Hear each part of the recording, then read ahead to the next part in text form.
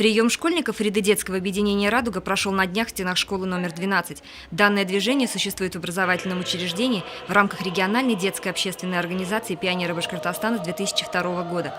В 2017 году ему исполнилось уже 15 лет, но оно до сих пор не теряет своей актуальности, поскольку в его основе лежат такие вечные ценности, как воспитание подрастающего поколения в духе патриотизма и любви к своей родине, трудолюбие и уважение к себе и старшим, охрана окружающей среды. Автором этого проекта детского объединения «Радуга» является первый директор нашей школы Виктор Николаевич Шингаров.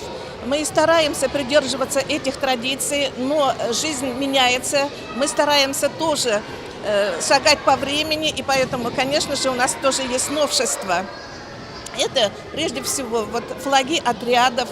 Это, конечно же, мы поменяли форму галстуков, потому что молодежь у нас растет, и поэтому мы должны шагать ногу со временем. Но традиции этого движения мы сохраняем. Хочу огромные слова благодарности выразить родителям, которые приняли самое активное участие в проведении этого праздника.